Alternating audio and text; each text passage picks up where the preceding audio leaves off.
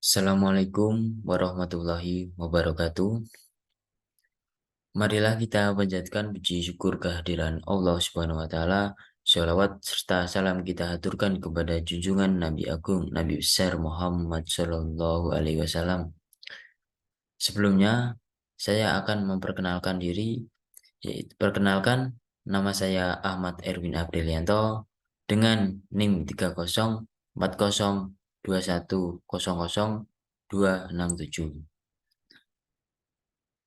Di sini saya akan mempresentasikan yaitu tentang rencana keputusan reaktivasi kereta api pada jalur Madura. Yang pertama yaitu ada profil PT KAI sendiri. PT KAI, Perusahaan Umum Kereta Api Indonesia, adalah entitas bisnis yang dimiliki oleh pemerintah Indonesia dan beroperasi di negara tersebut. Perusahaan ini bertanggung jawab atas manajemen seluruh sistem transportasi kereta api di Indonesia, mulai dari pemeliharaan rel, pengelolaan stasiun, hingga penyediaan layanan kereta api dan rute perjalanan nasional. PT KAI menyediakan program jenis layanan kereta termasuk ekonomi, bisnis, dan eksekutif, serta mengoperasikan jalur kereta api yang menghubungkan berbagai kota di seluruh Indonesia. Nah, selanjutnya yaitu ada peran PT KAI sendiri. Yang pertama yaitu menyediakan produk dan layanan yang tidak dipasok oleh sektor swasta. Yang kedua, berperan sebagai instrumen pemerintah dalam merancang kebijakan ekonomi. Nah, yang ketiga yaitu memberikan pelayanan untuk memenuhi kebutuhan masyarakat. Nah, yang terakhir yaitu membuat produk dan layanan untuk memenuhi kebutuhan banyak orang. Selanjutnya ada keputusan dari instruktur sendiri, yaitu program pembangunan jalur kereta api, reaktivasi lintas non-operasi jalur Madura Bangkalan Sumeneb pada tahun 2030 direncanakan dibangun secara bertahap. Prasarana perkereta apian meliputi jalur, stasiun, dan fasilitas operasi kereta api. Selanjutnya yaitu ada faktor dan latar belakang. Yang pertama yaitu ada pembangunan jalur kereta api, stasiun, dan infrastruktur sarana lainnya sedang dalam proses pembangunan. Program ini melibatkan inisiatif untuk membangun jalur kereta api baru di Pulau Madura, menghubungkan berbagai kota dan daerah di pulau tersebut. Pembangunan stasiun-stasiun kereta api yang sesuai dengan rute yang telah ditentukan, serta pembangunan jaringan dan layanan kereta api di antar kota dan sistem persinyalan, telekomunikasi, dan kelistrikan. Nah, yang kedua itu ada ketidakcukupan sarana transportasi, upaya mengurangi kemacetan, dan dorongan untuk meningkatkan pertumbuhan ekonomi. Kenaikan pertumbuhan ekonomi dan jumlah penduduk di Pulau Madura mendorong pemerintah akan sistem transportasi yang lebih efisien dan cepat.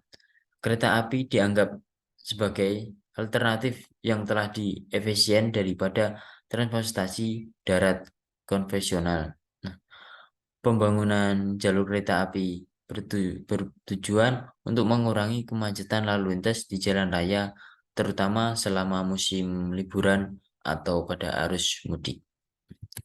Nah, yang ketiga ada Badan Usaha Kereta Api Pemerintah bekerja sama dengan kontraktor dan perusahaan konstruksi. Proyek ini dimulai dan didanai oleh pemerintah, baik di tingkat daerah maupun pusat. Pemerintah memiliki peran utama dalam perencanaan, pembiayaan, pengembangan, dan manajemen jalur kereta api ini serta menguasai proyek. Badan Usaha Kereta Api perusahaan KA, negara atau swasta yang diberi kewenangan untuk mengelola jalur kereta api. Kontraktor dan konstruksi bertanggung jawab untuk membangun jalur kereta api baru dan stasiun terkait. Nah, yang keempat yaitu ada perencanaan, pembiayaan, akuisisi tanah, dan operasional. Program direncanakan dengan studi kelayakan, penyeluruh pendanaan proyek bersumber dari anggaran pemerintah, pinjaman internasional, dan investasi swasta.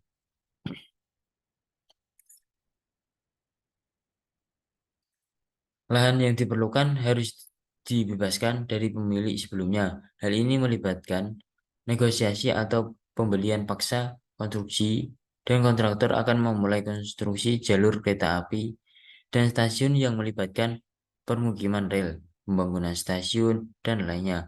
Operasi setelah selesai, jalur KA akan dipersaingkan dengan penjadwalan perjalanan, pemasanan tiket, dan penyelenggaraan layanan kereta api sendiri. Nah, selanjutnya yaitu ada informasi keputusan. Provinsi Jawa Timur mengadvokasi program reaktivasi jalur kereta api Madura sebagai salah satu prioritas dalam rencana pembangunan jangka menengah nasional pada tahun 2024 sampai tahun 2029. Untuk mendukung reaktivasi ini, diperlukan investasi yang signifikan, terutama dari pemerintah pusat, provinsi, serta kabupaten atau kota di Pulau Madura. Juga diharapkan berkontribusi termasuk melibatkan pihak swasta sebagai investor. Kondisi jalur kereta api di Madura sepanjang ratusan meter itu banyak yang sudah hilang dan tersisa tidak lebih dari 30% saja. Melihat kondisinya, tidak heran apabila reaktivasi bakal memakan waktu yang lama. Rencana reaktivasi jalur kereta api Madura sepanjang 225 km yang membangun dari Pelabuhan Kamal di ujung barat Madura di Kabupaten Bangkalan hingga Pelabuhan Kalianget di ujung timur Kabupaten Sumeneb. Ada sedikit tambahan di sini ada yaitu bagian atau divisi yang terlibat pada KA sendiri ini. Yang pertama yaitu divisi produksi di sini harus terlibat. Nah, yang kedua yaitu marketingnya. Marketingnya di sini terlibat. Yang ketiga yaitu SDM, sumber daya manusianya harus terlibat. Nah, yang keempat ada keuangan dan akuntansi ini juga harus terlibat. Dan keempat ICT-nya terlibat dan yang terakhir yaitu umum terlibat. Nah, yang selanjutnya yaitu ada informasi yang diperlukan.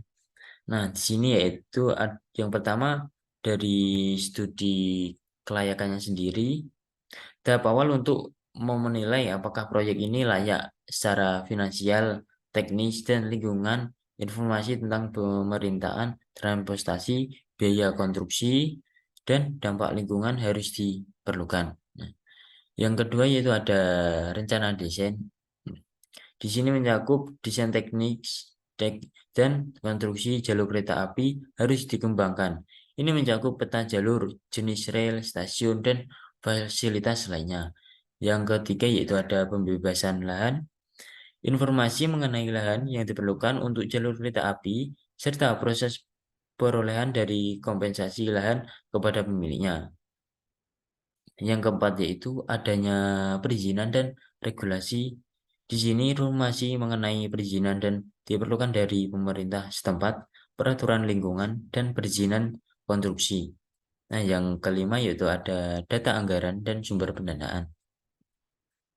Di sini penentuan anggaran proyek dan sumber pendanaan termasuk dana dari pemerintah, pinjaman, atau investasi swasta.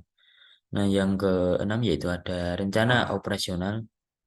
Di sini melibatkan banyak pihak termasuk regulasi, konstruksi, operator kereta api, dan pemangku koordinasi serta informasi mengenai jadwal perjalanan, tarif, dan sistem manajemen operasional sendiri. Yang ketujuh yaitu ada manajemen risiko. Di sini analisis risiko terkait dengan proyek termasuk risiko teknis, keuangan, dan sosial harus dilakukan. Yang ke-8 yaitu ada stakeholder management. Di sini terlibatnya semua pemangku kepentingan termasuk masyarakat setempat untuk mendapatkan masukan dan mendukung proyek. Yang ke-9 yaitu ada jadwal proyek, rencana waktu yang jelas dan teknologi konstruksi jalur kereta api. Yang ke-10 ada dampak dari lingkungannya sendiri. Evaluasi dampak lingkungan yang dilakukan sesuai dengan hukum dan regulasi yang berlaku. Yang ke-11 yaitu penyediaan layanan wisata. Di sini dengan memanfaatkan untuk layanan kereta wisata yang menarik wisatawan. Dan yang terakhir yaitu ada kerjasama dengan pihak swasta. Di sini membuka peluang kerjasama dengan pihak swasta untuk pembiayaan, konstruksi, atau operasional jalur kereta api baru atau yang sudah ada. Hmm.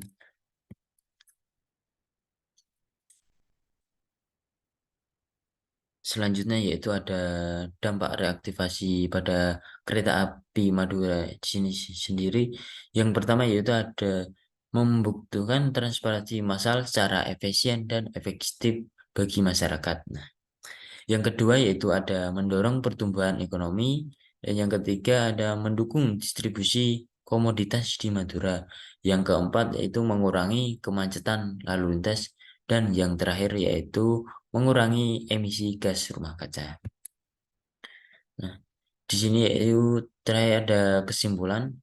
Kesimpulannya yaitu PT Kereta Api Indonesia atau PT KAI, Perusahaan Umum Kereta Api Indonesia, adalah entitas bisnis yang dimiliki oleh pemerintah Indonesia dan beroperasi di negara tersebut. Menurut Perpres nomor 80 tahun 2019, terdapat rencana untuk mengaktifkan kembali jalur kereta api ini. Pembangunan sistem transportasi kereta api diharapkan dapat menjadi elemen krusial dalam pengangkutan barang dan penumpang, berperan sebagai pendorong utama pertumbuhan ekonomi di Kabupaten Bangkalan sendiri. Nah, sekian dari presentasi saya. Bila ada kurang atau kata-kata saya yang kurang mengenakan, mohon maaf sebesar-besarnya. Wabillahi taufik walhidayah. Wassalamualaikum warahmatullahi wabarakatuh.